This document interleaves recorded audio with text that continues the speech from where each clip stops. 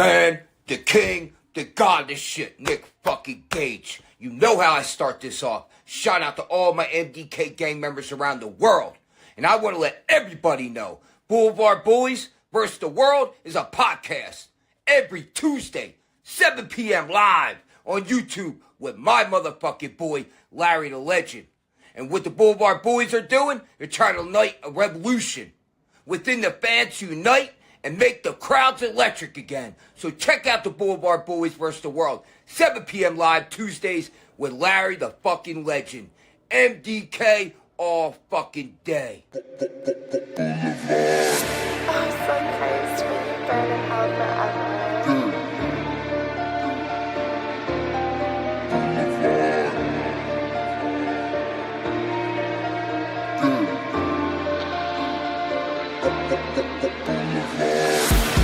Hello, everyone, and welcome to Blvd Bullies versus the World, episode 160? Dude, we're doing it. 161? We're doing it. We're doing it. I'd love to say we're going strong, but we're all very depressed here on the program. Well, at least we've gone long. We've gone long. Staying power. Yes. It's because we don't have any other hobbies. Well, you know, my thing is I'm committed. I'm committed. So once you motherfuckers extended that goddamn olive branch and was like, Larry, you're always in the chat. Just come on the goddamn show. I was like, oh, bitch, you fucking said it, and I'm here. And I'm not going anywhere. Oh my God. There you go. There you go. Hold on, let me join you.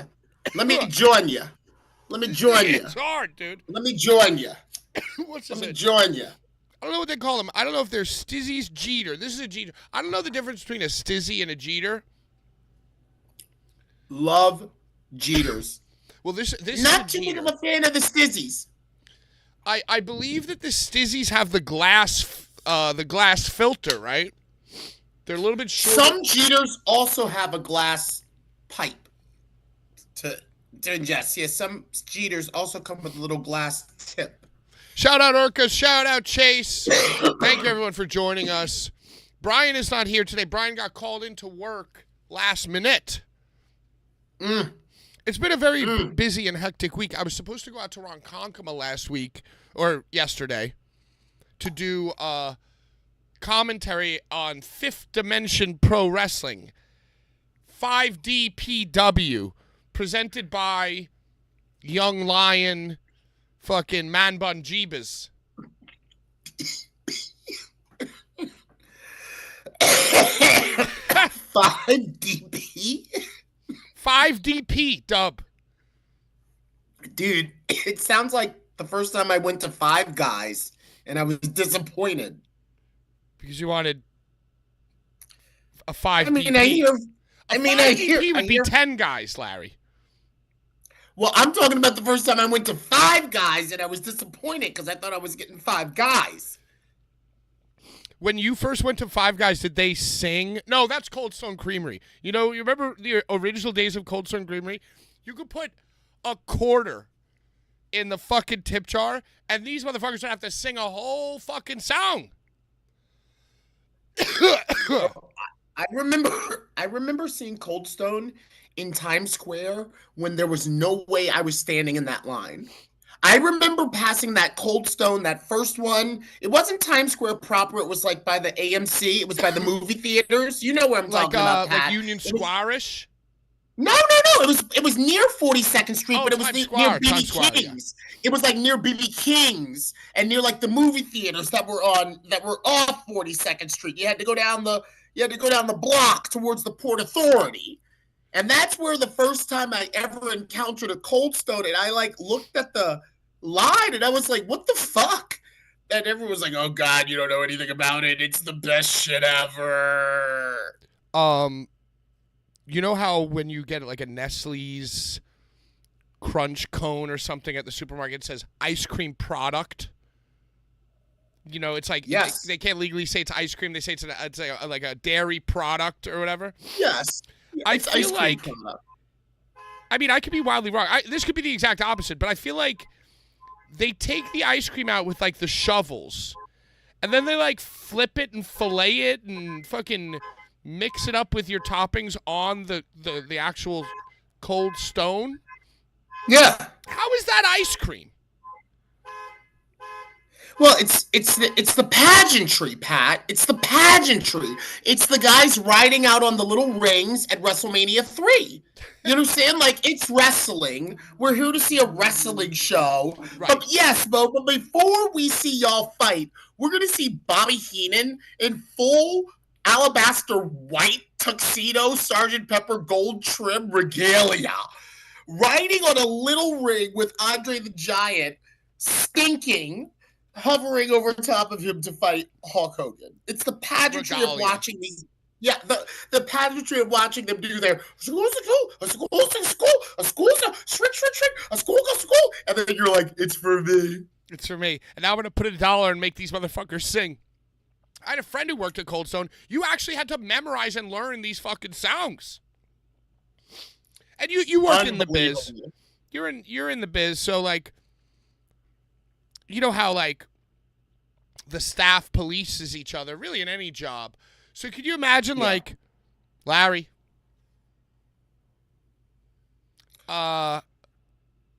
Alexa and Brooke and Shane and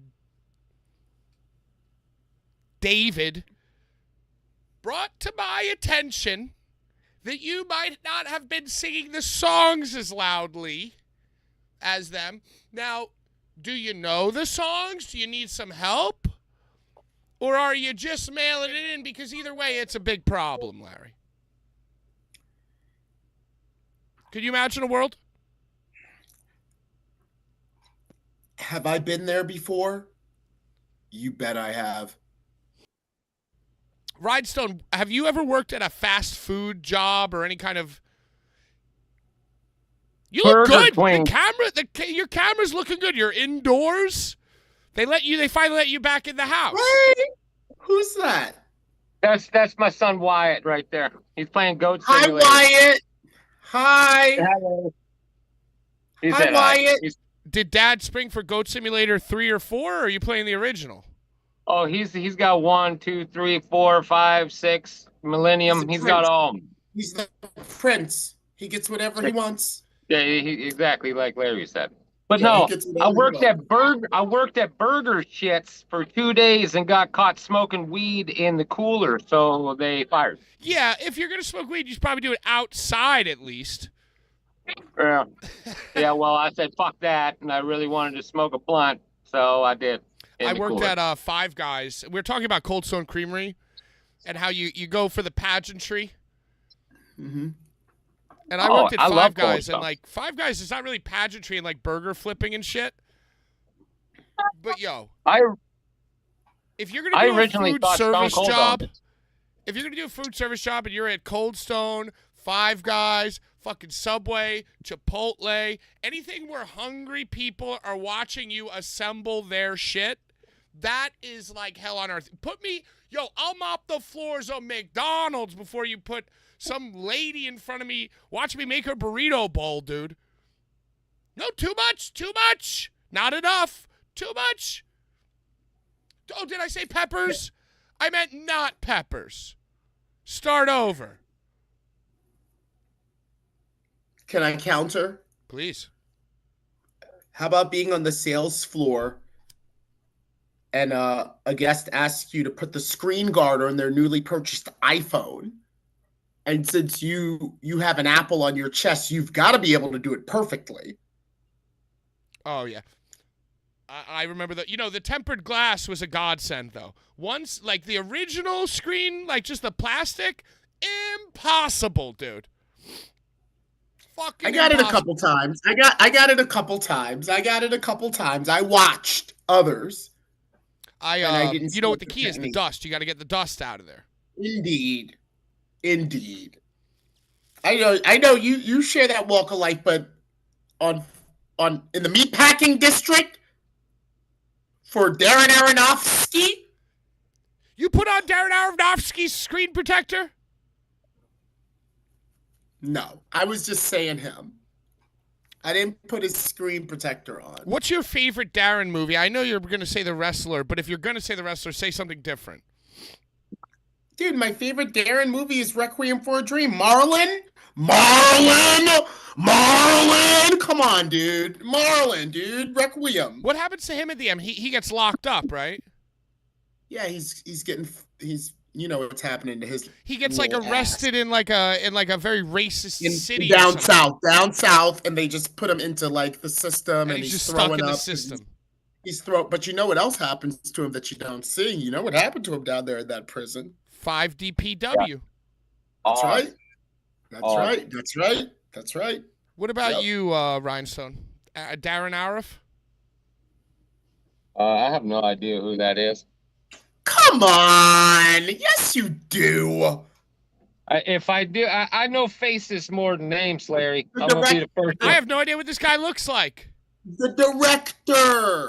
director of Black Swan. Black Swan is such a good one. Black Swan. Requiem, the wrestler, starring Bully Ray and me. Pie. Yeah, Mother. Have you seen Mother? Larry, have you seen Mother? I haven't watched it yet. It's insane. I haven't watched it yet. Dude, we have so much to talk about that's wrestling, though, y'all. So much happened. Just mentioning Bully Ray just reminded me how much has happened. Also, R.I.P. Ozzy. Hey. I don't get too crazy about celebrity deaths, dude. Well, people going sobbing. As soon as he passed, man, the first thing that went through my mind was that was the very first CD I ever stole when I was a kid was Ozfest 97. Money out of a dead man's pocket. Dude, Ozfest, I wish it would have came back and just kept it going. I mean, it was such a great festival and shit. Maybe now in death they'll bring it back to honor him. Isn't that kind of sad, though? Why's it always got to be Well, because the way they made money before is bringing his corpse out, putting him in a chair, and having him lip-sync some Black Sabbath shit. So now they're going to reprise fucking Ozfest. With a hologram. Yo, am I the only one who sees a little bit of parallel between Ozzy's final show and then his death? Don't you say it. And Sabu's final show. Yo, I would like to see the time. If you told me, hey, they both died exactly 13 days, 24 days after their final show, that the timeline was exactly the same, I'd believe you. Yo, New Jack was that way too. New Jack passed away very shortly after what wasn't billed as his last match, but his match down in No Holds Barred, Tampa, that Mania weekend in Tampa, that it wasn't billed as his last match, but he died shortly after he did that thing with the Rejects and the Baldies, or these gods, Larry, work in mysterious ways. You know, these gods work in mysterious ways. It's all scheduled. Your shit is scheduled. Well, that's what I'm saying. I feel like those guys maybe already knew. Like they were like, "Hey, we're cashing out on you. We're cashing out on you within the next, So say goodbye. Do what you want to do. Do a little fuck the whores and." Get your fucking shit off one more time because it's over. And in the case of Ozzy, I feel that Sharon was the one that was like, okay, let's go. It's time for you to go. So you think, listen, they got all the money in the world. They probably knew he was close to the end. So it's like, and let's remove the cynicism and the cynical nature and the sinister thoughts about Sharon. It's like, this guy's going to die. Do you want to play one more show? Yeah, I'd love to. All right, we'll get you a special chair that you could poop in. We'll call it a toilet. So there are definitely, I think, parallels between Sabu's last match and Ozzy Osbourne's last show, except Ozzy Osbourne in his final show was surrounded by very, very talented, generationally successful and creative musicians, and Sabu was harnessed with Joey Janela. Freshly broken up from his significant other. Has that been confirmed? Has it been confirmed?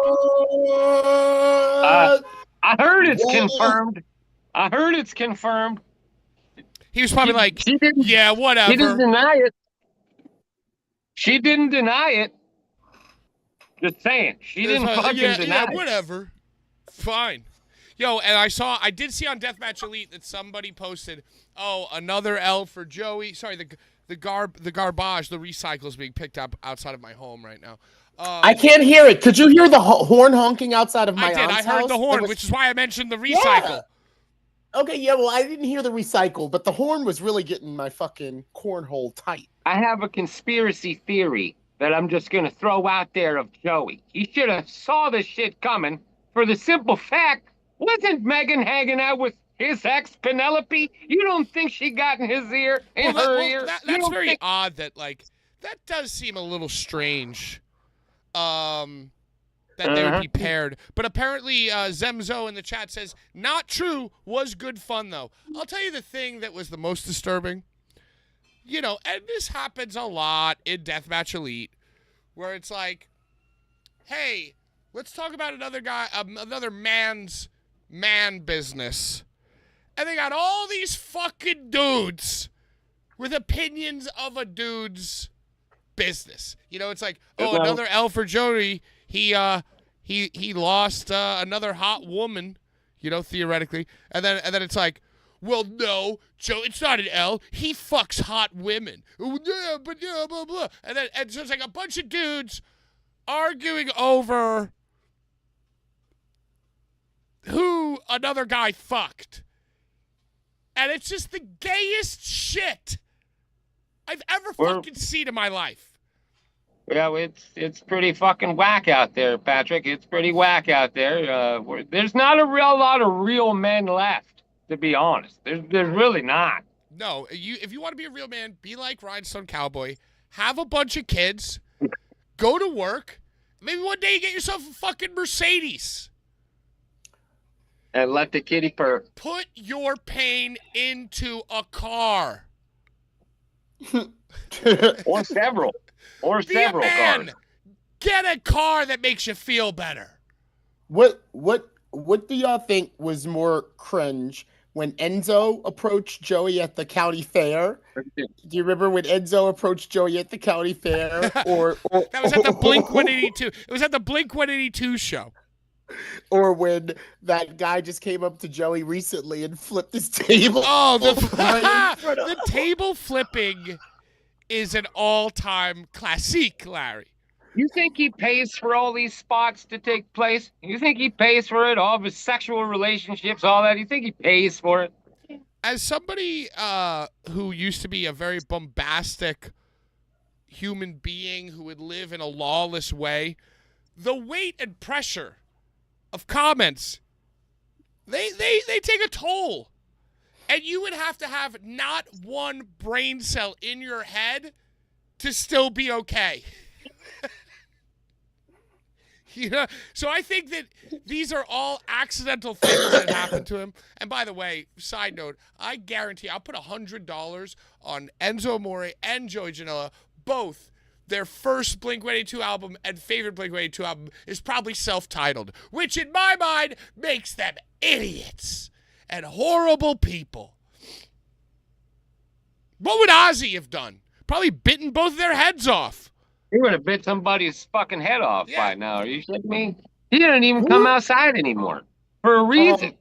Hey, also R.I.P. Malcolm Jamal Warner, voice from the Magic School Bus. You know Malcolm Jamal Warner. Yeah. See, now he died too. I didn't even know that. Now take a even look. More sucks. It's in a book. It's That's reading Rainbow. Reading Rainbow. Is that who we're talking about? You're talking about the other PBS black guy, Geordie LaForge. Yes. He was not a very black person. Neither was Malcolm Jamal Warner. Who's that?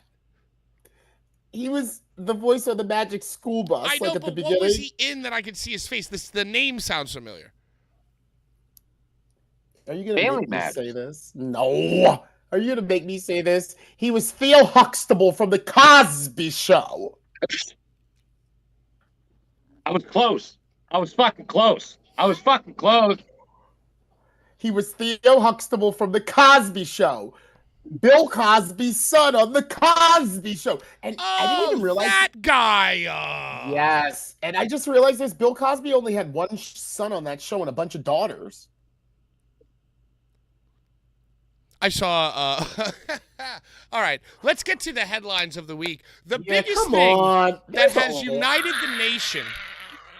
You know what? You like we disagree on everything as a society, but there's one thing that has united the nation in this past week.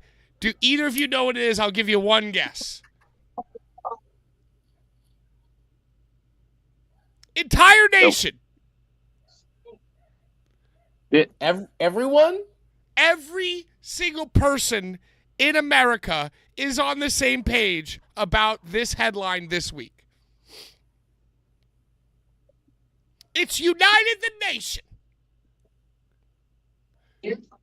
Black and white, dancing in harmony, dogs and cats living together. Oh, that Goldberg sucks. Close, and we will get to Goldberg, but no. Larry, you care to take a guess? I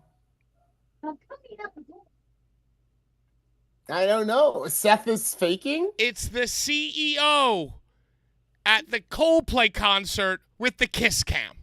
Oh, yes, dude. Yes. She does anal. And yes, dude. Yes. Everyone agrees. Unanimously. And, you know, it made me think of it because you've seen every meme that's ever existed. And I saw one of Bill Cosby as the CEO and the woman he was holding asleep. It's very, very funny to me. I did it. I had to mention, we got to mention Ozzy. We got to mention Malcolm. They died. Ozzy, Malcolm died, and the CEO thing. Those are the three big stories And that in guy's the marriage world. died. That guy's marriage died. I felt a little weird, like it just felt odd. It's really just like Twitter mob, except unanimous, so nobody's pushing back. It's like, yeah, fuck that guy. He's a CEO. It's like, just because you're the chief executive officer of a company nobody's heard about, you know what I mean? Does it give everybody the right to just fucking pummel you? Aren't we about mental health? Aren't we about all this shit? And are we really? No, we just fit the program and we say that just so people can think we're good people. Yeah, you know, it's a bunch of Danny DeMontos out there. Right. There's only one Luigi. You understand? There's only one Luigi, bro. Now we all have Luigi in us a little bit, dude. And you know, it's very funny because I was watching the David Wright retirement, shout out Mets. And you know, see, and the thing is, I think wrestling's done this to me. The way that I enjoy things is shitting on them. Right? Like, I will watch a movie that I love and shit all over it to the point where, like, the person next to me is like, whoa, take it easy. I'm like, no, I love this movie. This is great. So David Wright, who I am also guilty. I'll fucking die for David Wright, New York Mets, closest thing to Jeter that the New York Mets ever had. Shout out Jeter joints. I said out loud to the thing, I said out loud, I go, man, imagine how they would have honored him if he wasn't handsome. And it's the same thing with the Luigi. Yes, Pat. It's the same thing. Yes, dude. How much would we all care if he wasn't handsome? And you know, they jumped all over that jawline. They jumped all over those brows. Yo, you know what? The brows are that's so like Calvin Klein because it's not the classic, but like every model needs like a little something. And it's like, oh my God, Get on, Ernie dude. Get eyebrows, on. dude. Get on, dude.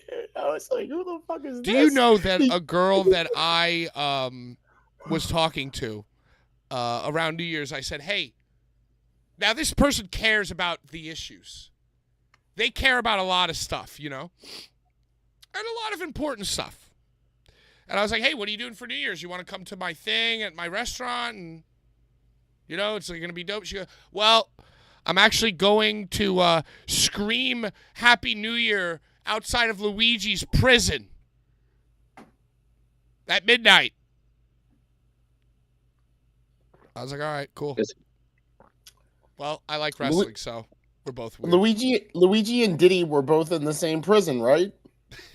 Yeah. They were, dude. Erica says, fuck all CEOs. How about that? Well, you know, I'm a CEO of Blvd Bullies. And going strong, my son, going strong. Hey, I want to go to Ricochet versus Red. I want to crash that. I want to just show up. You did put in the group checks that you wanted to sniff Ricochet's butt at Hog. Did I say that? You coming to Hog, Larry? You might have said that on the show last week, actually. You know what? I'll keep your chair ready for you. Keep your chair ready. I really just want to meet Samantha Irvine. I hope she travels. She's not going to be indies. there.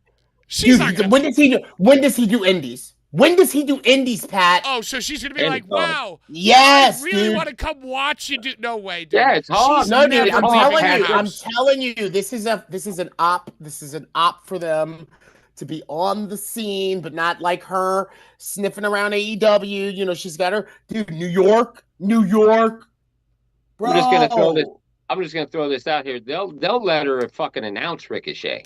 Yes, they will. Around. Yeah, they'll let her announce. Dude, that should have been exactly. That's a great point. That should have been day one Ricochet in AEW. That should have been exactly what he did. I guess he went there first and she left later. The second that she was able to appear on camera again, like NDA, whatever. That's a personal ring. Dude, you'd never see that. Larry's the greatest personal ring announcer of all time. Yeah. And you never see that.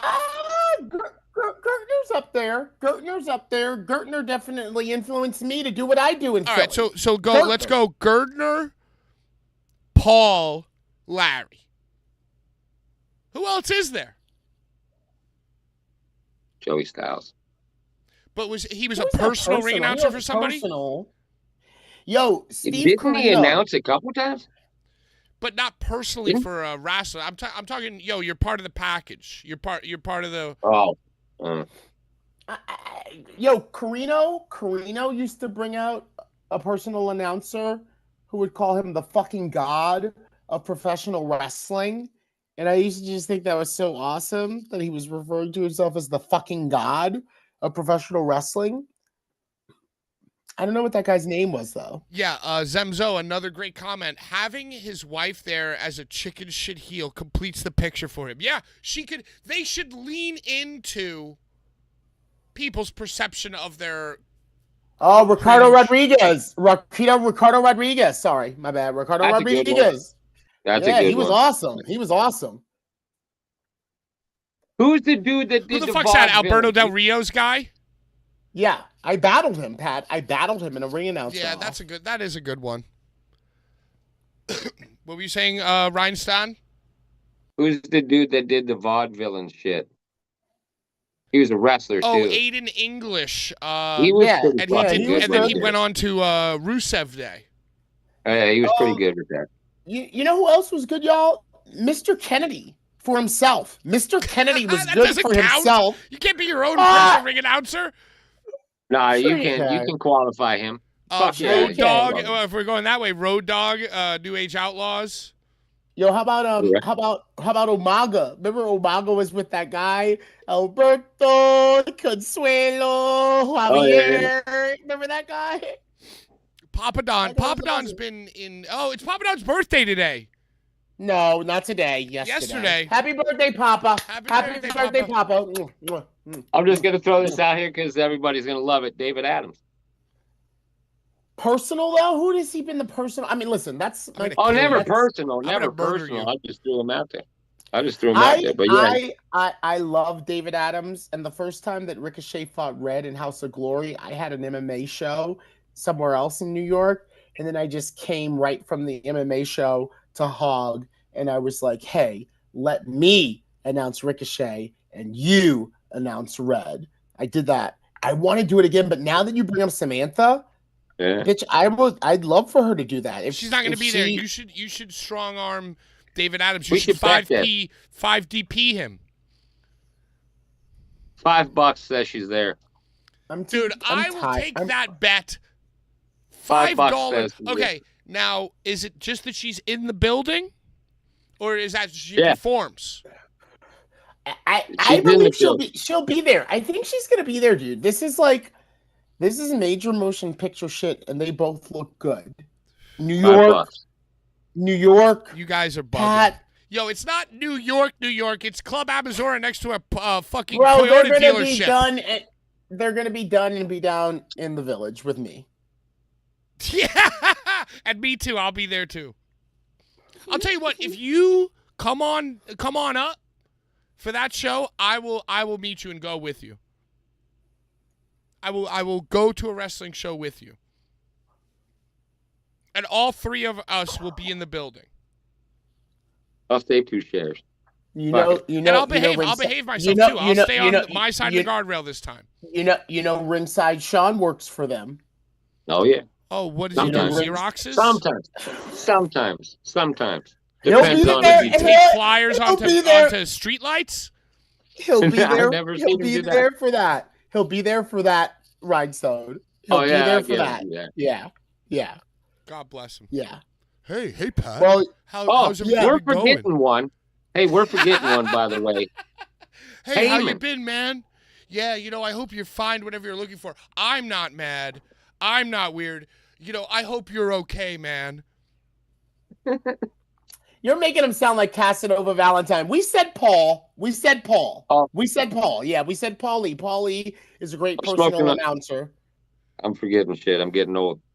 But for me, y'all, Gertner, once I found out that Ruckus did kind of little cutesy rhymes, about smoking weed, I was like, oh, this is like how Gertner used to do the Dudleys. And Danny stole that. Yes, he did. And Ruckus told me that if he ever saw Danny on a show, he'd punch him in the face. Because Danny came up to you and said, hey, I have a great idea that I thought of. Yeah, he was like, the way that you used to announce Ruckus, can you do that for me? For me? It's really, see, if I was Ruckus, I'd be mad at you. Bro, I'm just getting money. Yeah. I'm just getting money. Yeah, I'm just getting money. And you know what? When we were in that Elks Lodge, Danny DeMonto was queen. Okay? She was the belle of the ball at that red curtain Elks Lodge. You know what I'm talking about. I was laughing because, and yes, I see many people in the chat are asking us about the DILF and Tarzan beef. I don't know about it. I was just about to bring that up, and I wasn't even looking at it. But just to put a button on the Danny thing, I Armando saw Espada. a thing because where do I even begin? His mystery opponent was Bear Bronson.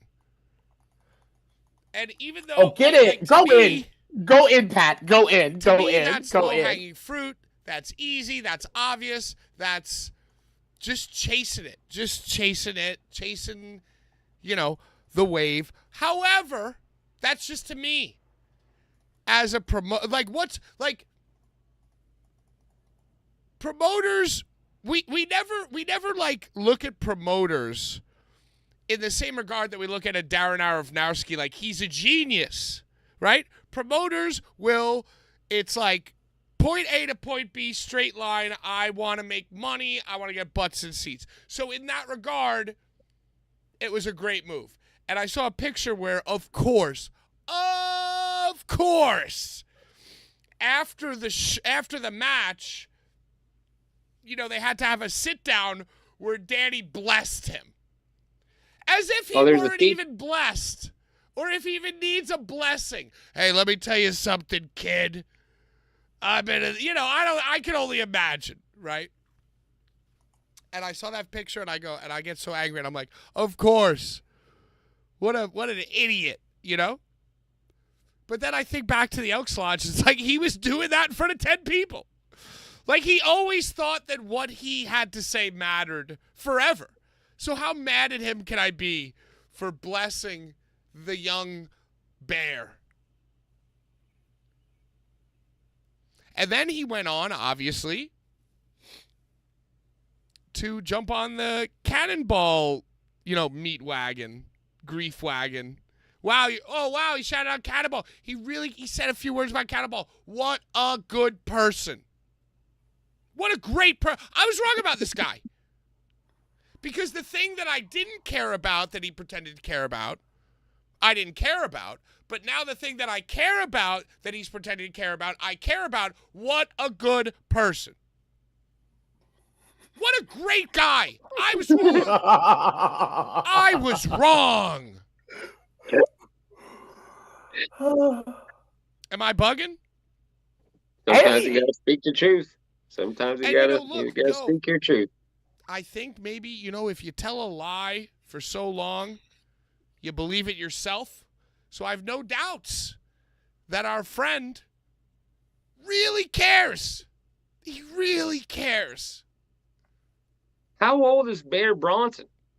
17.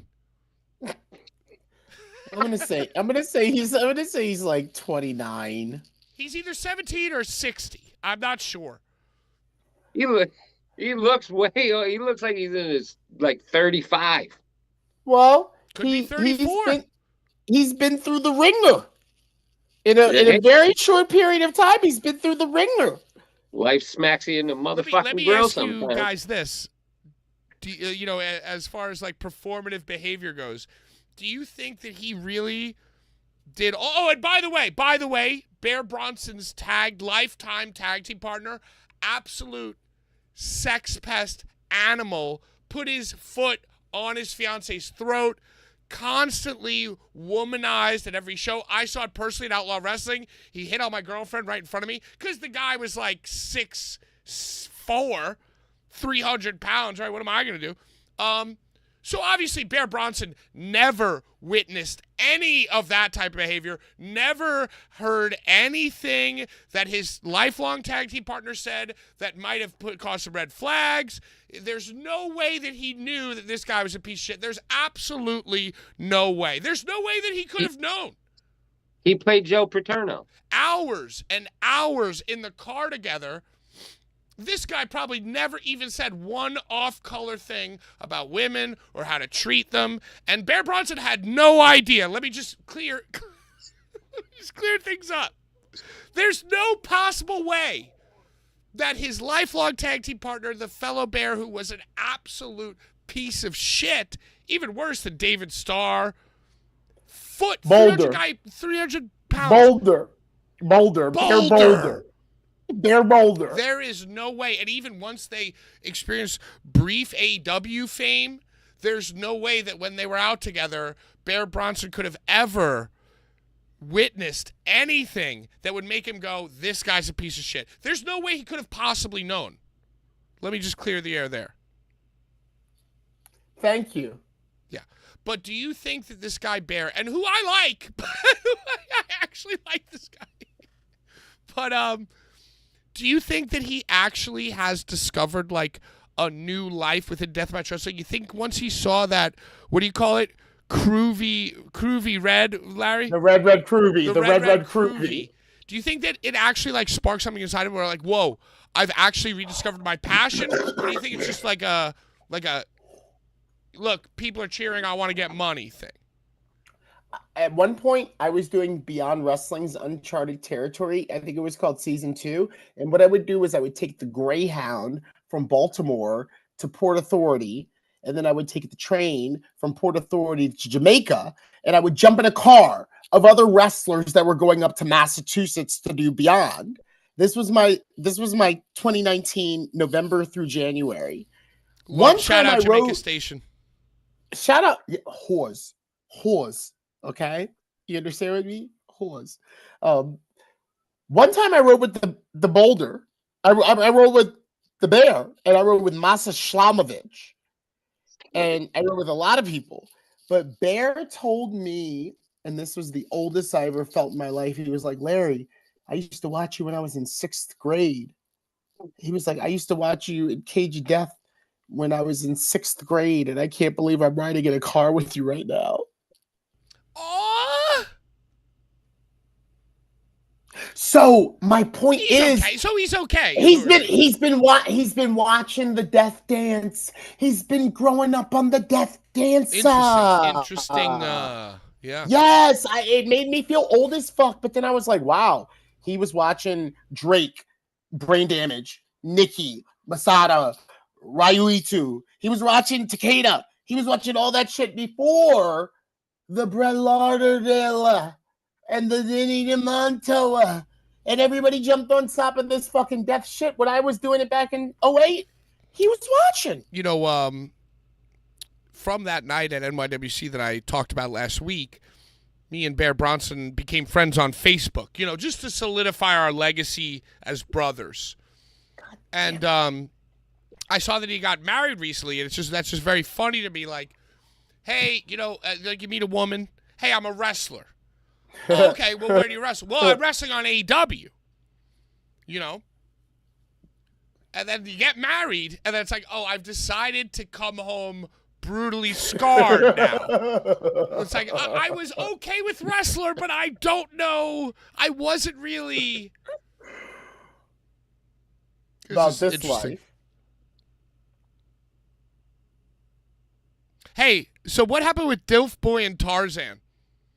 The immovable force versus the... Are we going there? The unstoppable force versus the immovable object. There? Somebody go there. I don't know I was watching everything before I came on. This is the first I've heard of this. Ryan, so do you have any insight? The only thing that I saw was Tarzan posted something about Dilf calling him a white supremacist or some shit. Yeah, it's gonna get pretty. I don't know if this is like a storyline or something, but it's interesting. White supremacy. It's fucking everywhere. That's what everybody falls on. That would be a very compelling storyline, yeah. Racism. It's what's in record. It's there. Well, here's the thing. All I'm going to say is that Dilf keeps mentioning Tarzan's previous life as the New Jersey Kid. So y'all know Tarzan debuted as the New Jersey Kid, 2 D's, NJ Kid, and 2 D's. Then he stepped back and he came back out as Tarzan Duran. So Dilf keeps on mentioning like you left because you were exposed as being a fucking racist bully. They leaked each other's phone numbers apparently online as well. Sorry, just to bring up the chat, bring you up to date. I'm just saying, I didn't see anything, but I can tell you that Dilf keeps saying no one remembers the New Jersey Kid, but I do, and I know why you went away. It's because you were a bully to blacks. You were a bully to blacks in the locker room back in those days. And, and now you're Tarzan Duran, but I remember you. And I'm here to very, give very, you a very number. funny comment by YouTube member Matt McHugh, old school Bullies friend and family member. He goes, yo, Pat, if Tarzan truly is a white supremacist, you have to send him the original tie-dyed Boulevard Bullies tank top. Because you remember the guy Bammer was wearing the original profile photo for many years and was outed as perhaps. And Brian went to the show. He went to the backyard show in Philly. We were gonna go. I thought Brian went. No one went? That was a Philly weekend, right? No, yeah, where we went to karaoke instead. Y'all know that whatchamacallit got shut down? That shop where they used to do wrestling outside, that shop in Philly, it's done. Oh, I don't remember the name, but they had like ECW like letters, right? Like, And they had pictures of Tremont and Vince. did they get shut down or did they Bison. close? I believe they closed because they got a cease and desist from fucking the main niggas. Like, you're not doing this shit. Clothesline. Was it called Clothesline or Collar and Elbow? Collar and elbow sound. That's Al Snow shit, isn't it? No, yeah, Collar and Elbow is like an Al Snow thing that's still going. That shit is done. Well, it's all done. It's all done. Yeah, There's way too many wrestlers and wrestling. Way too many clothing brands and T-shirts. I couldn't even remember what that place was called. Well, yeah. I mean, how easy could it be to maintain a fucking vintage? Okay, vintage clothing on that street in Philly. Suplex, SPLX, Suplex. It was called SPLX. You know what I mean? Like, how many people? Like, yeah, okay, I know Philly's an art town, an artsy town. Is that a coconut or a grenade? That's a coconut. All right, sweet. Yes, go. You know, there's like so many vintage clothing stores and vinyl shops and this and that. Like a niche of a niche on that main road. The rent's got to be crazy. Oh yeah, that's at a very bustling kind of like metro LGBTQ. I'm still bummed that Deathmatch Worldwide went there. Oh, we're hearing in the chat they may have in fact moved locations. They're now doing it out of their garage. Oh. That's what I'm saying. That's a tough location. Yo, and like no comic book shop, wrestling T-shirt shop, skateboard shop, just for the ladies, you know, crystals, you know, whatever. Like none of these shops exist. They're not sustainable. No, they're not sustainable. The crystal one was good. Yeah, you know, good. crystals. It's not. Beach sand and shit. Yeah, plant store, sand, like a plant store. Topiary plant store. Yeah, apocalyphy. What are those things? Apocalyphy. Everything's going to be replaced by, you know, Korean barbecue and noodles. Young cock. Yeah, that's what's happening around. Yo, great pizza place. Another fucking ramen spot. Get out of town. I don't like ramen. And even if I did, I wouldn't try 6 different restaurants in 6 days.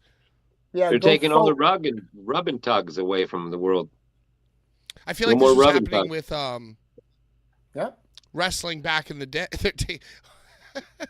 All the rubbing tugs are getting taken. That's right. Yo, and I love food from all over the world. But I like diversity. You know what I'm saying? So like, I eat at the same place every day. Where do you eat? Where else? What do you eat? A place called Bromance. They serve like fucking smash burgers and shit. Can't find it anywhere else in the area. This is close to your job. You go there every day for lunch? Every day. It's right down the street. So do you get different things or do you get the same thing every day? I switch it up, but they got fucking like you ever have those burrito tacos? You ever have those burrito tacos? Oh, that everybody's all about. Hell yeah, yo! You dip them. The shell is like kind of hard, kind of soft. Yeah, we never knew about that shit, and then we got it here in Erie. I've been hooked ever since. It's a newer thing. It's a newer hot thing. Yeah, you put that shit on French fries here. Oh, what? Yeah, so birria over French fries? Yeah, dude. Yeah. Oh my god! And then you dip the fries in the sauce? Yeah. You gotta be joking me. In the consomme. That's the name. In the au jus. It sounds very good. Yeah. Wow. It sounds like what are those things from up Canada? Poutine. Poutine. Oh yeah. Oh no, see, I don't like a poutine. I don't like that. The poutine. Yeah, we like that shit. The gravy fries. vintage toy stores. Birria is cow tongue. Well, we love it. So fuck Fucking you. smacking.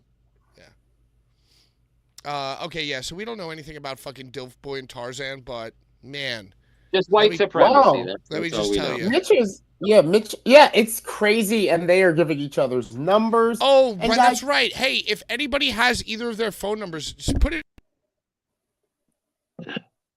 Pat, no. I'll call one of them and interview them right now on speakerphone. I believe that if Tarzan sees Dilf, he will beat the shit out of him. I feel like He would- Tarzan that's would 100. murder him. That's- Yeah. That's 100%. I hate to get myself involved in the trial, but he is going to beat the shit out of him, yo. I'm talking to Kevin Brennan tonight to see if we could get Dilf in Carnage Cup. No, please, no. Fuck yeah. Fight to the death. Fuck it. It's done. It's got to be done. I don't know, dude. I can't. Dude. Oh, that would be legal. That would legal. It would be legal. It'd be legal. It's going down at Carnage Cup 15. Dude, that'd be legal. Anyway, birria tacos are in the. Yeah, I just don't like You got to put them on French fries. I don't like ramen. I don't like these hot pots. I'll fuck with some Korean barbecue or like sushi. I fuck with sushi heavily. But dude, everything I fuck with ramen. over here I is fuck like a with the ramen now. I don't think it's I that. like It's not fucking that hot. I like the eggs. The Ooh, Korean see, eggs. I don't fuck with the. I'll have an egg on a burger. You haven't been on here in a while. You know. Oh, that's a cute little kitty. That's my Princess Mariah. Cat Martini named her. That's a pretty little I'm Teddy Hart. I'm Teddy Hart. Yeah, I mean, hold on. I don't think anybody wants to You know be what I that. think I'm gonna do? Maybe I'll just go to Facebook. Cause this seems like. Maybe I'll just go to Facebook. There's just always search drama going around in this deathmatch place. Dilf The boy. hardcore nurse is getting fucking bombed on by some random dude. It's Veronica? Yeah. She's getting bombed on. She's fucking clapping back. It's fucking crazy around here, man. I can't even look. Wait, I'm who? so Whom? goddamn- Whom? Veronica! Veronica I said who? Veronica, the Veronica! hardcore nurse. The people always gotta fucking be fucking with somebody, man. Oh, why is she getting yelled at? Pat, will you Bombarded. listen? Will I'm you trying. I listen? was trying to call Dilf Boy, dude. I'll tell you this though, when she bombs back, and it's pretty fucking good. She's an Like, ECW. She's a Philly ECW broad. Didn't she go after Mr. Black at one point? Yes. Yeah. Yeah, I mean, Yeah. listen, Yes. she And was guess always what? very nice to me. Yeah, she was cool. So She gave me gauze. She gave me gauze and tape. I'll tell you this. I think this very often, and it kind of goes back to like what I was saying about like all the hate that Janela gets and all the comments. It's like, You're so pretty. man, I don't know how people have the energy to just type all this shit and argue back and forth. Like, I gave up in high school. yeah, you know, listen, Pat. in It's person, the infinite Pat, it's- energy. Pat, it's the anticipation of the reply. Yo, It's but the I look at like anticipation of that notification Chondo. that this motherfucker has replied. That's what it is. I'm mentioning you, and I hope you reply. And you do, and you mention me, so you wanted me to see it. Oh, and then you get that notification. You get a little dopamine drip. Self gratification. Yo, I guess I'm it doing depends on what you serotonin. want to be addicted to, right? Like, I love drinking and smoking and getting fucked up, right? But if I was to sit down at like a blackjack table, I don't get like a rush. I get like anxiety, right? So like I'm not addicted to gambling. So like when I see a notification or a reply to something that I've typed, I get horrible anxiety. Because, dude, when you exist on the internet, you're just a moment away from fucking being on Kiss Cam and getting absolutely toasted. And that just gives me anxiety. That does not give me a thrill. But I look at, like, Chondo arguing with people. All these people fucking argue with people. Even when Brian was doing it. It's like, how do you have the energy? See, right That's now on why the I- show, I'll that's- talk my shit. but I'm not arguing in the comments. That's why I go by Larry Legend standards and don't reply for like weeks. Yes, dude. To even text messages. We're busy. We're busy. Yeah, you got. I don't want to look at my phone sometimes. Yeah, we're busy, dude. No, me neither. That gets me in trouble with I'm people. old and I'm busy. Anyway, God bless. Hey, shout out to people keeping the internet alive. Yo, did you see GCW Bash at the ballpark? I was at a ballpark, so I didn't get to see it. You were at a different ballpark.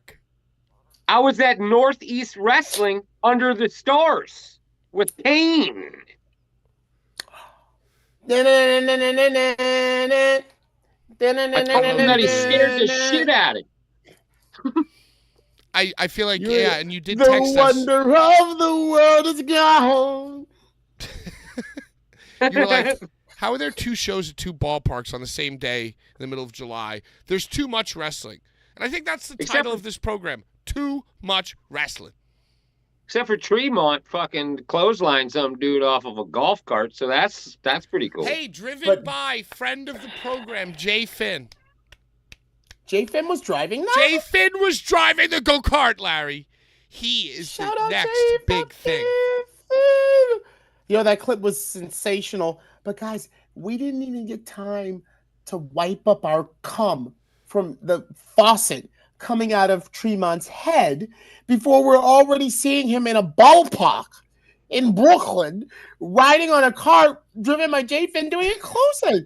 Can I get a second to wipe my cum off? I guess the moment was that Atticus and Priscilla Keller were fighting, you know, for all the Charles Mason weirdos out there, fans out there, you know, that type of thing. And he was going to skewer her, and then Journey came on. Matt Tremont came out. Tell you what, 5 years ago, I would have jumped up and down out of my seat. So I understand. He came for the save, clotheslined him from the cart. Would you say that Tremont is in his Andre the Giant WrestleMania 3? No, because he was just squirting blood, like you said. He was literally just squirting blood out of his fucking orb. He's done a lot of cool shit, and we can't really absorb it. I mean, he's the best. He is literally the best. Yeah. He's your real father. He's your stepdad. He's one of the greatest human beings on earth.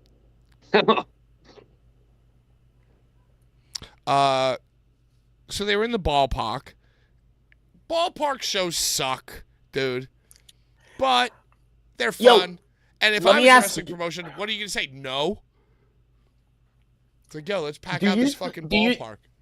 Do you think that they drew the same amount that Ring of Honor did when Ring of Honor did the 2015? Ooh, you know, I was thinking about it more like the I was thinking about it more like the Tree and Onita thing at That was another ballpark, but that was Trenton. This is New York proper. I mean, yo, the crowd was a lot better than I thought it was going to be. Of course, there are some shots where, you know, where they show the outfielder like the deep third base line where it's like fucking empty. But yo, behind home plate, around the ring, you know, yo, it looked fucking packed, dude. Was Mittens there? Or was Mittens on duty in Newark? No, Mittens was there because he loves the Brooklyn Cyclones, and he loves what do you call that? Coney Island. And he's like, yo, it's my 2 favorite things. Jumbo Man was in attendance. He's everywhere. Of course. Field of Honor. I was there. Field of Honor. I want to see the attendance. I'll tell you this. GCW Bash at the Ballpark, 6.1 cage match rating. Yeah, you'd think that might be significant, but votes 7. Okay, so okay, that puts things into perspective. Yeah. And by the way, just to put it in perspective further, TNA Slammiversary, which we'll talk about, 101 votes. 3.5. Anyway, Grim Reaper won the 6-way. Grim Reaper and Julius Smokes coming out in Brooklyn. Wow. Winning the opening scramble. Julius Smokes. He definitely Wow. smoked with Julius Smokes. Young Doug and Broke fought with a bunch of tag team 4-way. Jonathan Gresham, Dina Purrazzo. Deanna Purrazzo, who is actually taller than Jonathan Gresham. His wife is in the WWE. Yo, so it says Field of Honor 2014, they drew 1,500. In Field of Honor 2015, that's the one where like Nakamura and them were there. They did like 2,000. Wow. I would love to see the attendance on that, but, we'll never know the truth. Yo, you know who had a huge weekend? Mike Santana. Is it, bro? It's so crazy to me. I said to your lovely Christina Diamond. Oh my God! I said, How is she? Christina, How is she, Larry? She's well. She's well. She's doing her professional woman shit, and I love and I love her too. And I'm kind of upset we didn't get to do the backyard boogie because she would be there. Maybe I'll just throw a barbecue for all of us. But anyway, I was talking to her, and I was like, "Yo, Christina, isn't it crazy that like out of all of Team Pazuzu, I guess you could say Janela. I guess you could say Janela is a Jace. Janela is a Jace to Team Pazuzu. But out of all of the proper members, like Santana, like really blew up. Like out of all of them niggas, like he's huge. He stopped drinking. Yeah, he's a big guy. He's big as fuck. He beat Matt Cardona at the ballpark, then wrestled at Slammiversary for like a USB sold out crowd. A bunch of Ring of Honor and like old school fucking Pazuzu fans there. Incredible, Except for his entrance. That shit was way too fucking long and exaggerated. I thought he was going to win on Saturday. He should have. He fucking should have. That's New York. New York is going to do that. That's Cowboy. Absolutely fucking insane that he did not win the actual TNA title at the actual TNA pay-per-view in the actual town. Well, there's a conspiracy. Absolutely fucking bullshit. There's a conspiracy. There's a conspiracy that WWE or the NXT or whatever he was fucking. They want to diminish. They want to diminish anything that's not theirs. So if WWE has their guy Trick Williams on a shit, then they got to make sure that the TNA guy, just like Goldberg, and just like fucking Sting. Remember Sting when he fought Triple H? They have got to like sort of like paint that guy as less than in history. Yeah. It's happened so many times. They've got to paint that guy as less than. Like, I'm going to be honest too. Masha losing half the time, I don't even agree with. So her losing also pissed me off too. Masha lost? Yeah, she lost. The JC Jane. Yeah, that was the face I had too, Larry. That was the face I had too. It's so hard to keep up with everything. Even so Cornette, JC Jane won the TNA Women's title. Yeah. And it was title versus title. Both her and fucking Trick basically won exactly the same way, except for Trick's was terrible. The fake injury bullshit was dumb. It was too exaggerated and too long anyways. Wow, CZW graduate Trick Williams. Also, like, cage match, I would assume, by the way, the votes are like... Come here. There's like 100... How many people were even there? And 100 people are voting on cage match. They mean nothing, right? But, I didn't realize those are the Tony Khans, though. What? Those are the Tony Khans, Pat. Yo, and you know what's crazy? Tony Khan looks at cage match. That fucking, what's his name? What's the guy? Top Dollar? Fucking actually tweeted about his cage match rating. So that's why I kind of went back to it this week, because because I was like, no, this is dumb. Like, who cares? But this wrestler's fucking talking about it, so it's like, might as well look at the ratings. I guess it's relevant. Anyway, the ballpark, great times. The only thing I fucking hated, which I thought was totally dumb, was that Charles Mason wore baseball pants.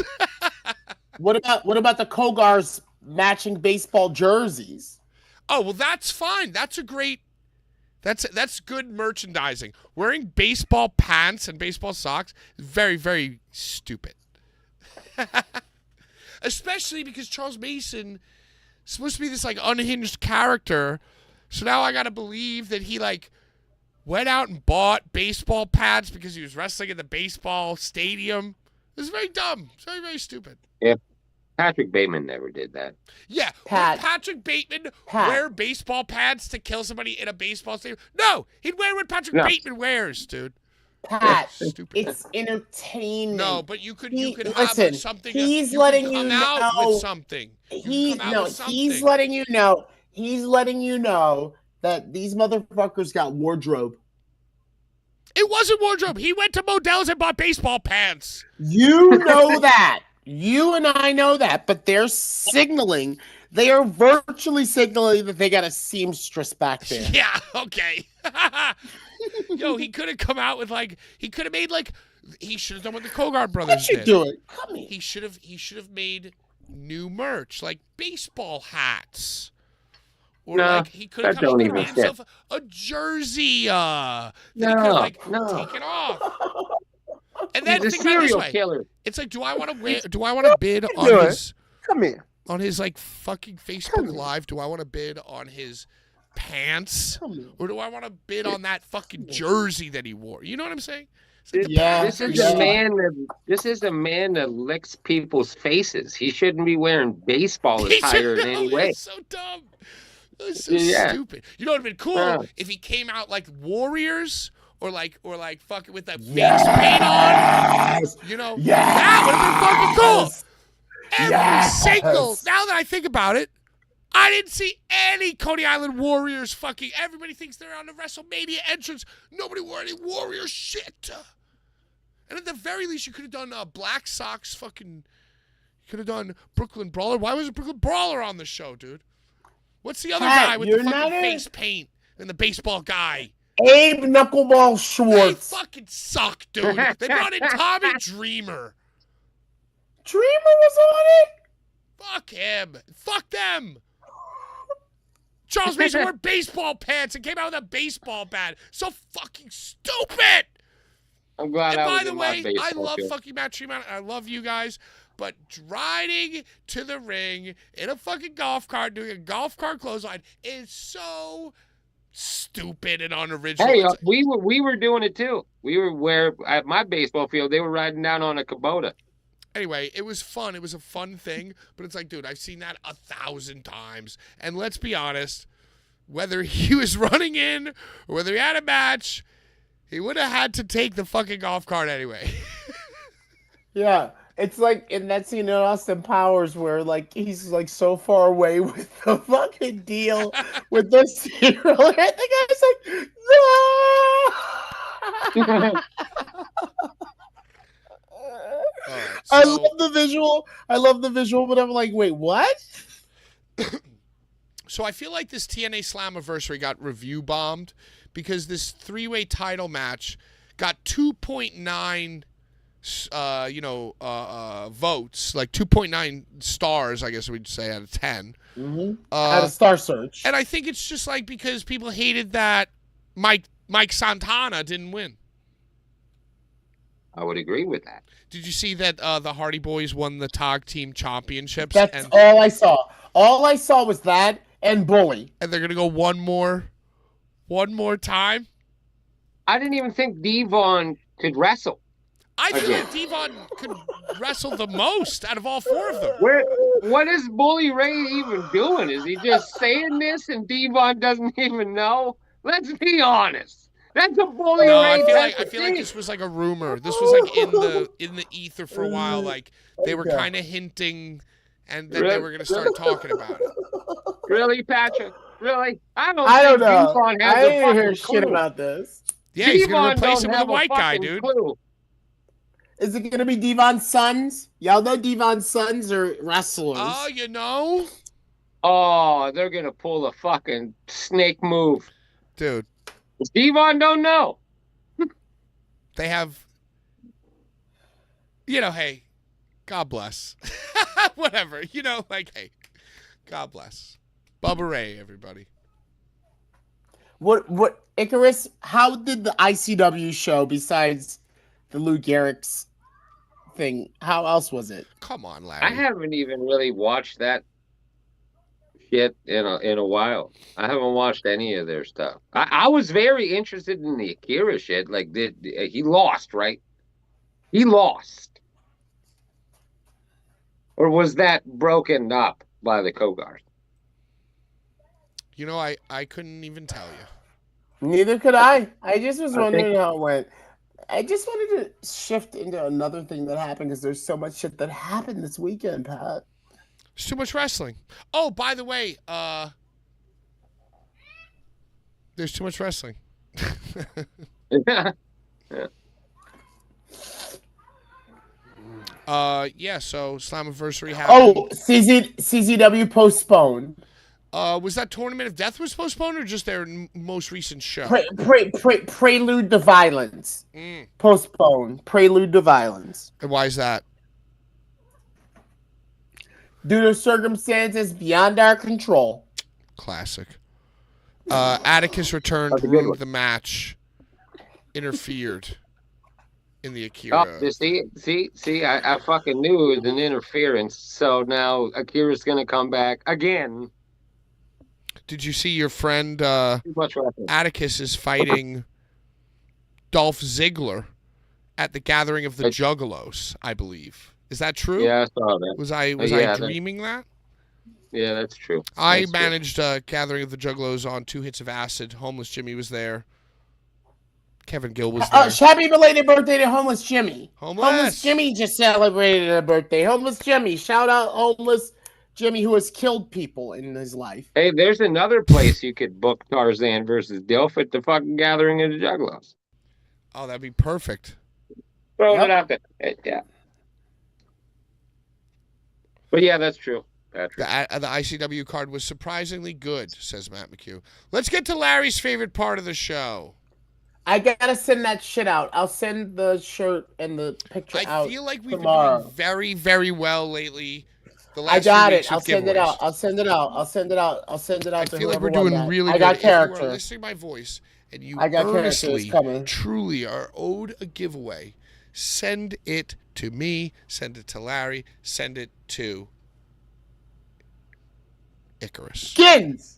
And also, well, Brian K is untouchable. He's uncontactable. Oh my God, that's right. Oh, shit. Well, there's a guy who finally smartened up about true mental health. He was like, you know what? I'm not going to argue with Chondo and Chad Mins on Deathmatch Elite anymore. I want to go read a book. It'll suck you right in. Sucks you right in. Like butterfly in the sky. I could go twice as high. I forget what the giveaway was, but Brian is going to be back next week, and he's going to remind everybody, and we're going to tell him what happened. Axel Knows says, totally agree with Pat. Jordan Grace and Gresham are the cringiest couple ever. Plus, I think that they are both super overrated. Honorable mention to Mike Bennett and Maria Kanellis for that cuck gimmick they did in WWE. Oh, shit. Speaking of cucks, Lana and Rusev did a cuck thing in WWE, too. That was very cringy. Have either of you guys thought about during the week cringiest wrestling couples? Anyone to add to the conversation? The couple that got caught on Kiss Cam. There should be a whole series of memes. Do we consider Packing Princess and Daniel Demonto a couple? They're dating? What the fuck? That's why she thought it was okay to touch Larry's back. Oh, shit. Bren says, I'll just add a comment to help with the last, final 420 Shark Week Christmas episode ever. Surprise, Bren, we're back. Shooting it with Fluffy. Fluffy's podcast says, I agree, Goldberg is the worst Jew ever. Honorable mention to David Draymond from Disturbed. Mount Rushmore of Jews, Brian Ginsberg says. Larry David, Adam Sandler, Albert Einstein, and Paul Heyman. All men, no women. Yeah, didn't even put Anne Frank on there. Or Barbara, a Barb. So we all have great comments. I'm going to choose Axel Knows because he agreed with me. And I mean, you'll Kat, get sent you look whatever like an Brian Asian had. man. And this Your week, eyes are so chinky. hold on, I got to read this message. Hold on. I got to read this exactly. I have an important announcement about the giveaways and about life. Horror, pain, gore, death productions set to release RPW King of the Kill 3 on August 13th. Yo, I'm announcing the RPW King of the Kill 3 CD compilation today. Feel free to mention it on the show. I'll send you guys a few copies for giveaways. Well, guess what? Whoever comments on this video about anything we've spoken about, You're so smart. or anything, whatever, Oh, yeah. he's not going to send them to Oh, us. yeah. He's going to send them right to you. The person who comments right here on this video. You talk about 5 PDs, DPs, 5 DPs, W. Talk about the best baseball show you've ever seen. Talk about Cora Jade retiring from wrestling. She wasn't at the ballpark. Did you guys see this? Yeah. She wasn't at the ballpark. Family obligations. Family Cora Jade was emergency. supposed to be there? Huh? She was supposed to be in the ballpark? Oh, yeah. She was at the park. The park. She's going to wear baseball pants. She's going to wear pants, too. No. Devon said on the Chris Van Vliet show that he has one more left in him, and it has to be against the Hardys. Oh, Do you think Edge and Christian are going to come out and be like, oh, no, guys, you're not doing this? That would be one, awesome. Oh, Okay. fuck no. First of all, I definitely do, even with all the hate in my heart, look forward to the day where Edge and Christian reunite and do the 5-second pose as 40-year-old men. For the benefit of those with flash photography. I'm 39. I should probably shift into like liking and rooting for and defending these guys because like the 50-year-olds. The 50-year-olds. Yeah, because you're almost there. I want to still be cool. I want to still feel like I have creative juice in me.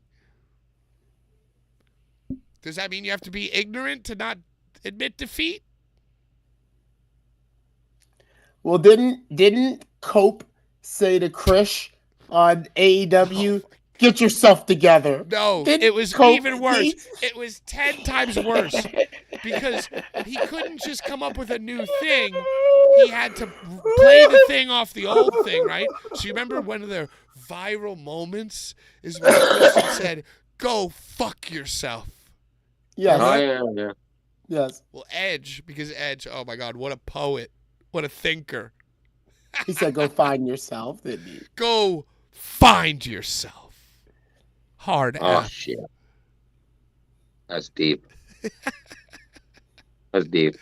Dude, chills. Bro, as soon as he said that shit. It's almost as good as an Atticus Kogar Instagram caption. It's only as good as when Christian heard it in his head played, on this day, I see clearly. By the way, he did exactly what Jeff Hardy did when he returned. And after like 6 months, his brother's getting killed. And instead of just running to the ring, he runs to the right. He runs to the left. He stops to do his fucking shit. He lets the pyro go off. Then he runs in and saves Christian. I mean, in this way, I guess it does make kind of like sense because they're not really friends. You know, they're still mortal enemies. Like, I'm in no rush to save you, but I'm gonna. Also, part of Edge's money is that I do the run to the left and I run to the right. That's part of his money, and that's the problem with Edge, right? When he came back at the Royal Rumble that year, he was overwhelmed with emotion.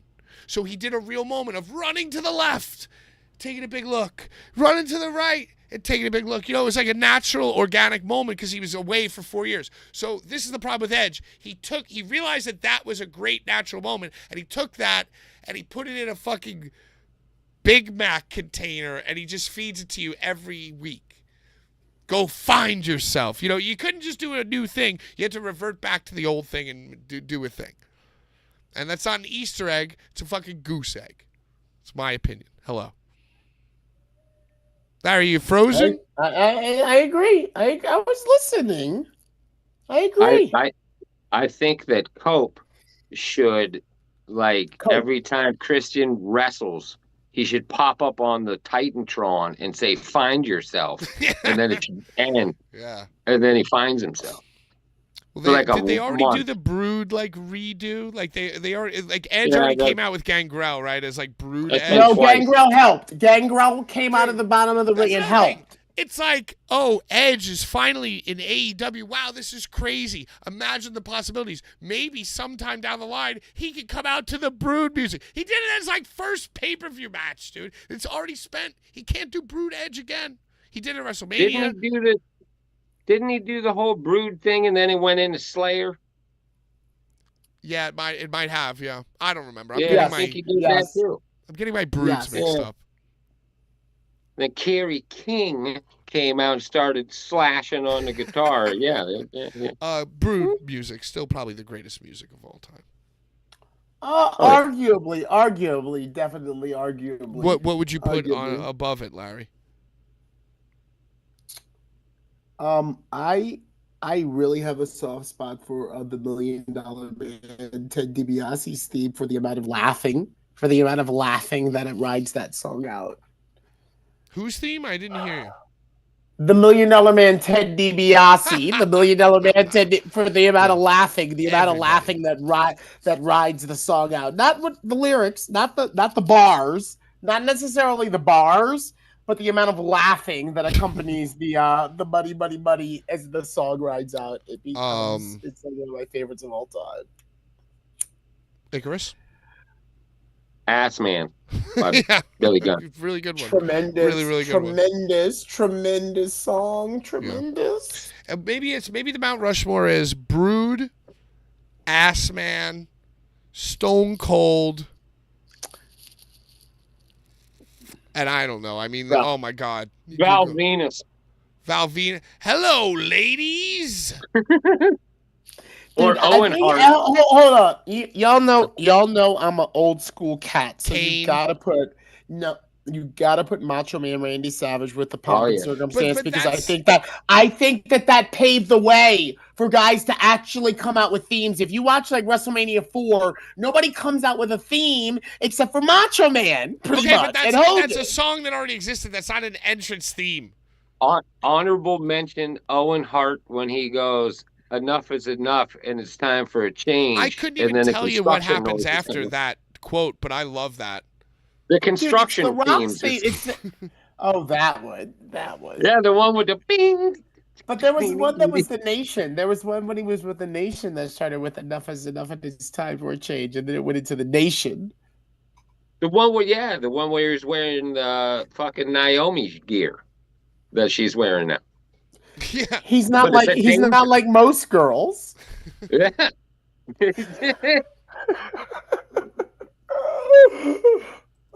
Billy Kidman in WWE.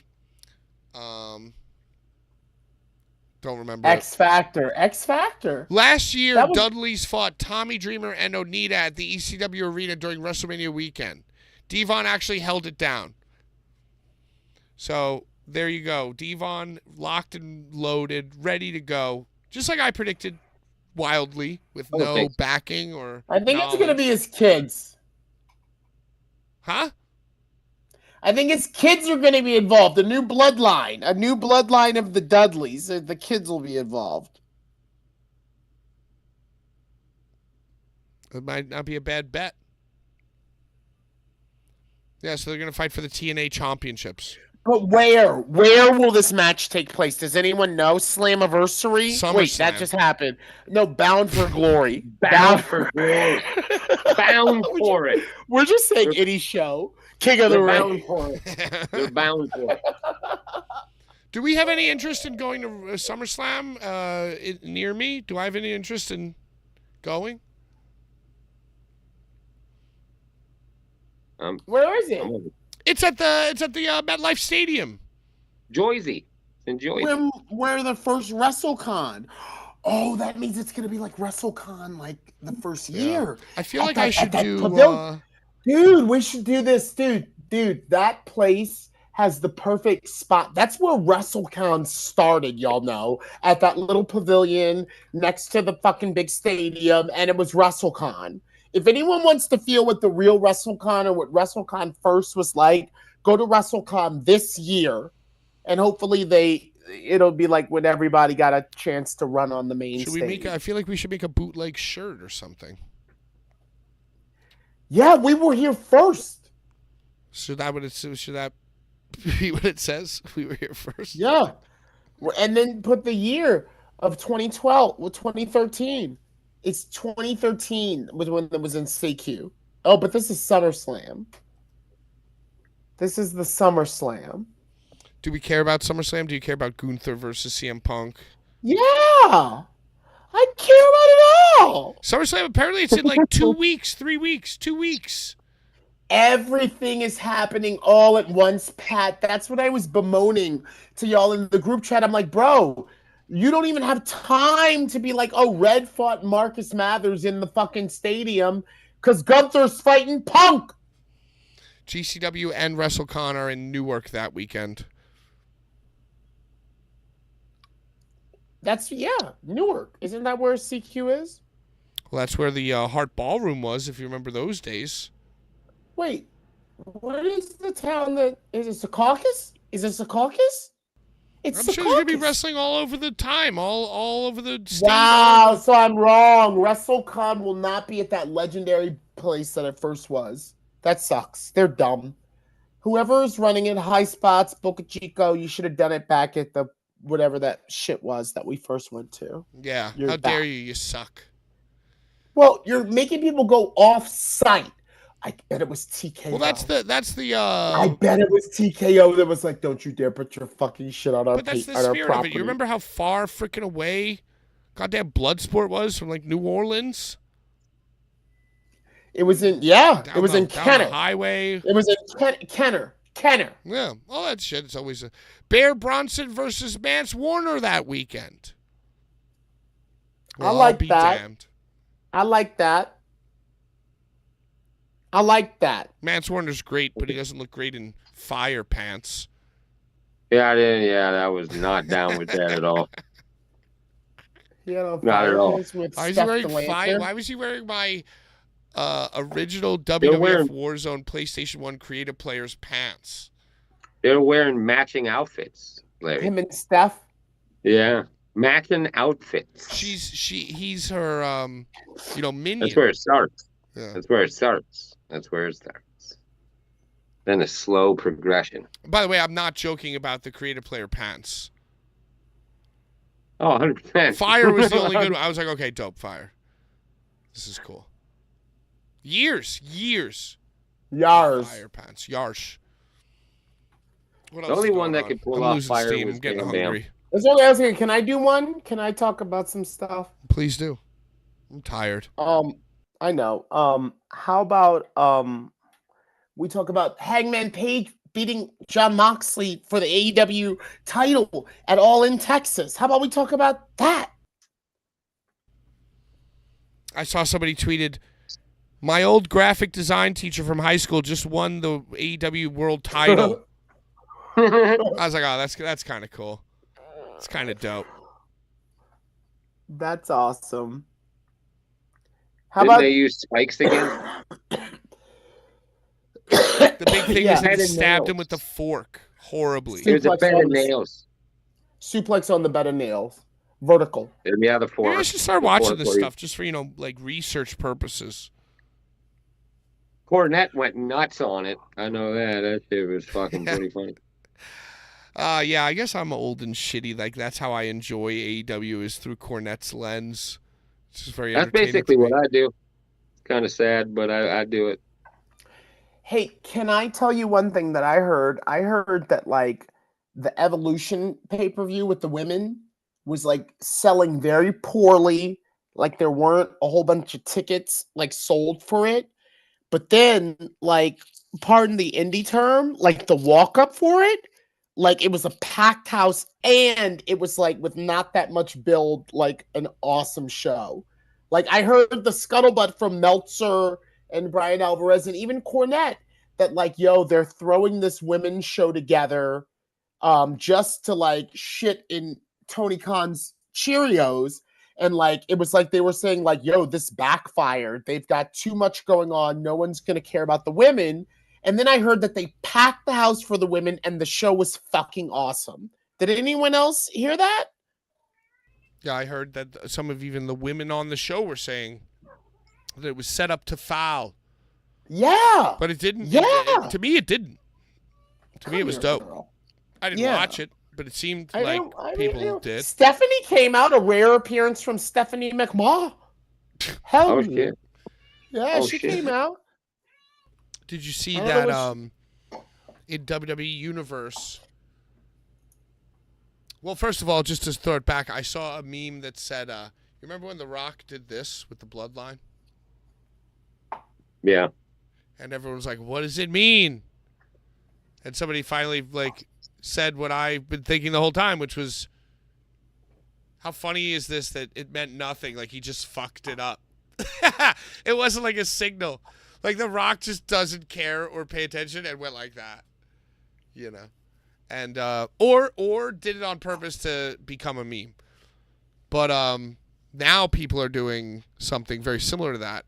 They are showing that Cody wore indoor glasses the other day, and he sold his soul and wore the watch. He sold his soul. Wore the watch, and now that apparently the prediction is that there's going to be a double turn, and because SummerSlam is exactly halfway of John Cena's final run, it's going to go half bad, half good. Rock's going to come out. He's gonna fucking do the thing. Cody will have sold his soul. He wears indoor sunglasses now. Travis Scott? I don't think so. I think that they don't like him very much. Yeah, I heard he's gone. Yeah, I think he wasn't doing very well. Yo, that was crazy. Yeah, he straight punched him, smacked him right in the face. That was insane, dude. They're like, yeah, no. Apparently Meltzer said that the match was supposed to be Travis and someone against Bad Bunny and someone, but at SummerSlam. But because Travis Scott sucks, they replaced him as DLC in the game. He's no longer DLC in the game, and apparently now it's Jelly Roll replacing him, so they didn't pull the trigger on Bad Bunny, and they figured, okay, let's just put together Logan Paul. That's what Meltzer said. I don't know if that's true. You guys excited to see Jelly Roll wrestle? Best celebrity wrestler. I say Snooki. Snooki gagged me, dude. I gagged. I was like, oh shit, she's doing shit. Best celebrity wrestler.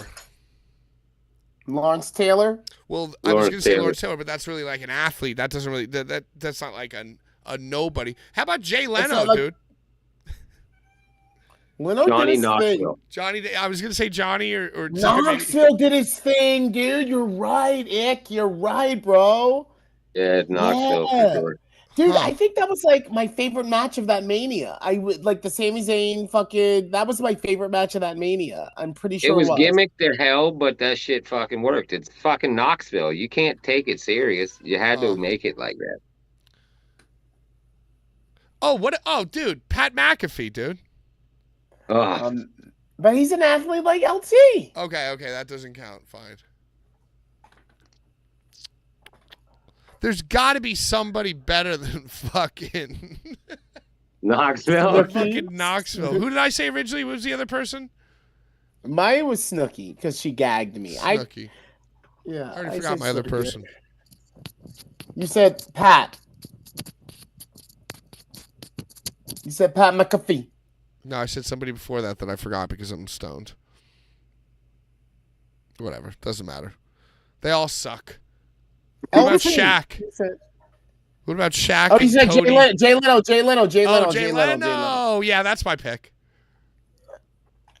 That's my fucking pick, dude. Leno was good. I got one. Drew Carey. Royal Rumble. He didn't do good though. He didn't do too good. good. It, No. it doesn't matter. You don't have to do good. You're a celebrity. Just go, all right, you know. Yeah, that is an do one official move. match. That doesn't count. And, you know, speaking of great entrance music, Kane came out, I believe. Or wait, was it that Kane was in the ring? Kane came out and scared Drew. He, like, double dumped. He, like, dumped 2 guys or something, right? And he And was then in he the ring looked alone, and around, then Kane and came it out and he was- jumped out. And he put his leg over the top rope and was like, "Fuck this shit. I got money." Nah, I'm going Jay. Going straight up Jay Leno.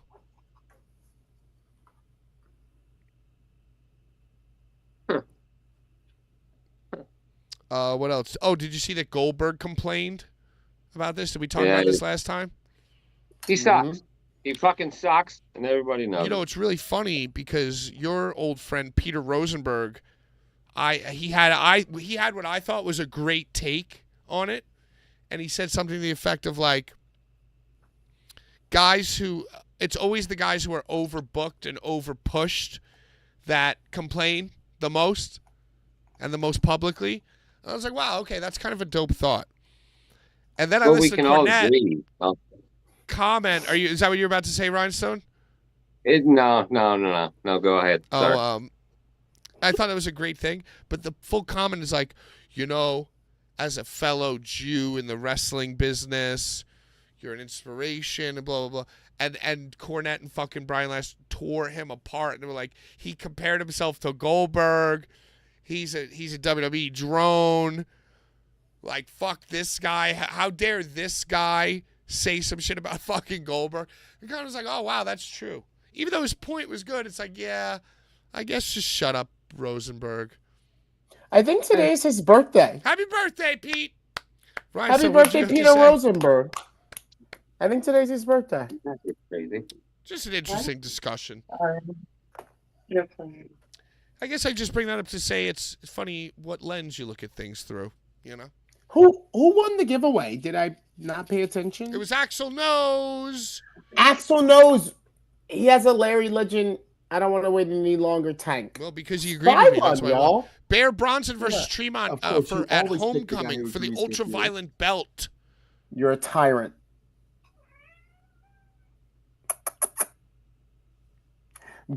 Tremont is on a roll. He moved out of Jersey and moved to Chattanooga, and I don't think he's ever been hotter. He moved to Red Bank, Tennessee.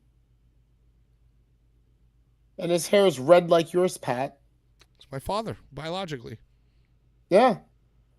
Yeah. I don't know. What else is going on? Do we care about Jelly Roll Wrestling?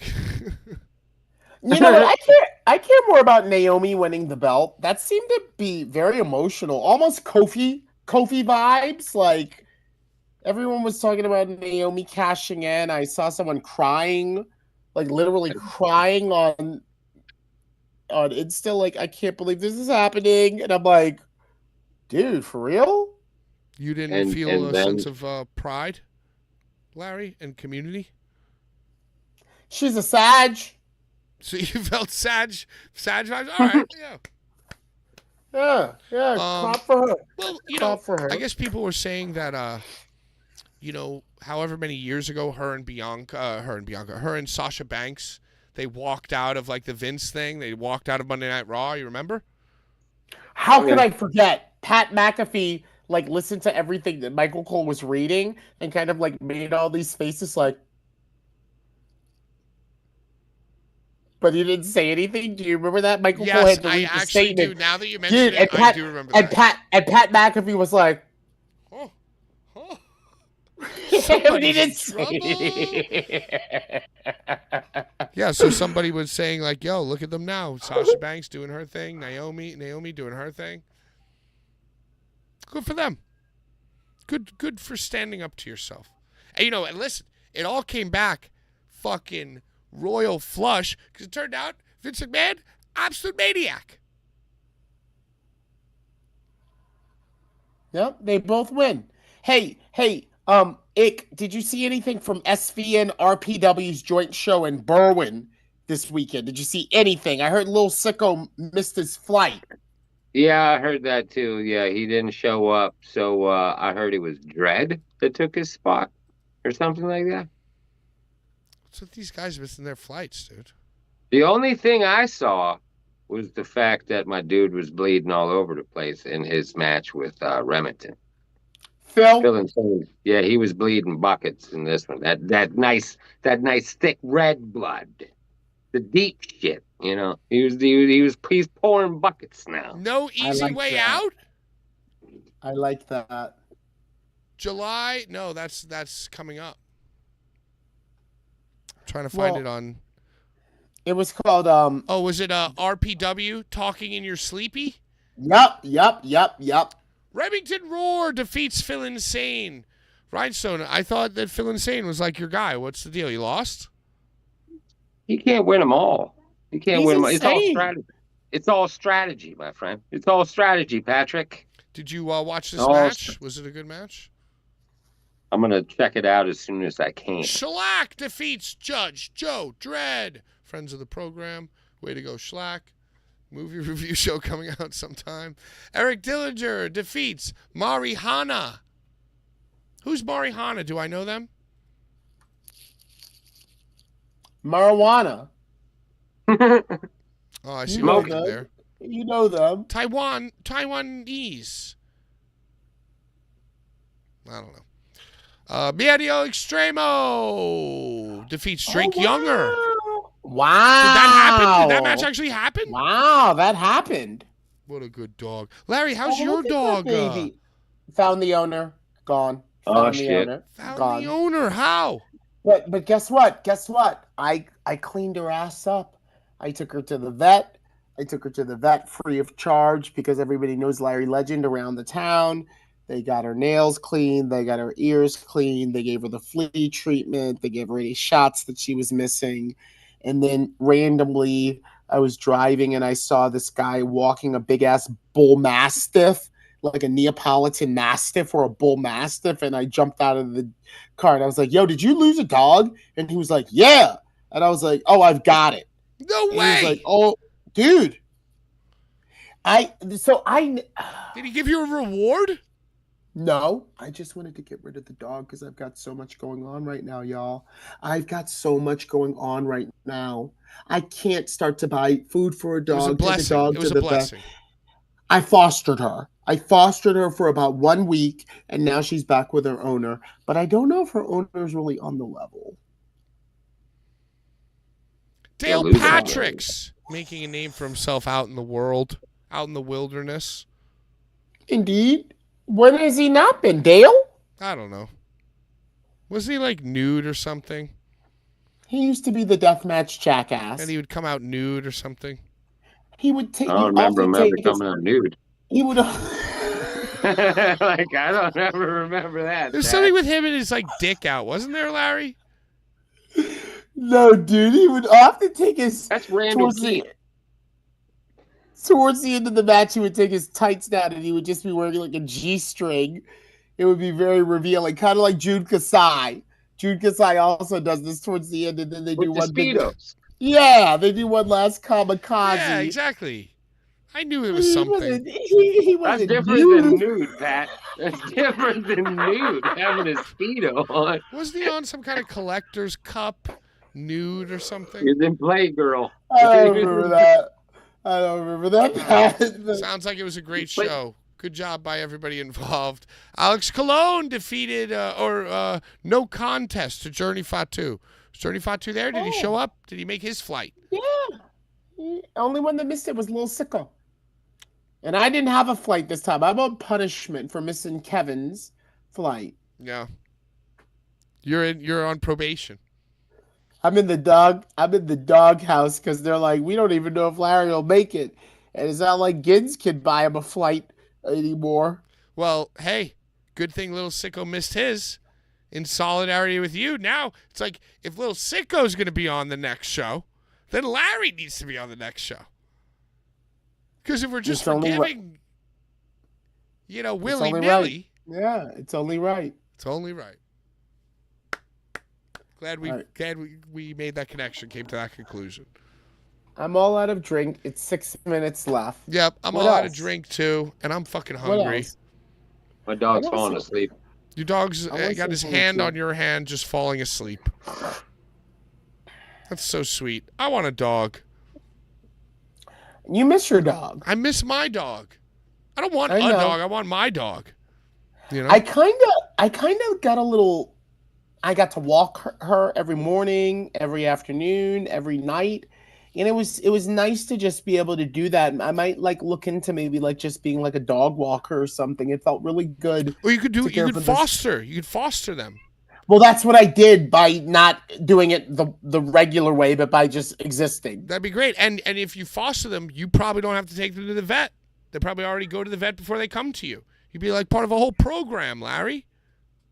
All right, I got a lot on my plate. I like to wish, but No, I think we're gonna sign you up for that. You said to me last week, Larry, you have got to stop doing this. Yeah, that's true. That's what you said. I'm always grabbing animals that don't have a home, and I'm being like, that is you very belong sweet. to me. But a You're an dog. orphanage. You're an orphanage. Oh, look at that beautiful, beautiful kitty. Cat Martini named her. Another one looking like they were gonna fall asleep. Wow, what a beautiful cat. Maybe I want a cat. I don't In know. fair- They sometimes don't give you shit unless you feed them. Like when a dog exudes just by being happy that you exist, a cat will sometimes be like, you don't really exist unless you're feeding me. Yeah, cats don't And that- love you. Yeah, that hurts a little bit. They eat if you. you're- They Cats eat hate you if you everybody. die. They'll eat you. They will Cats hate start with everybody. they start with your lips. Just like Catwoman. Do they really They start with your lips?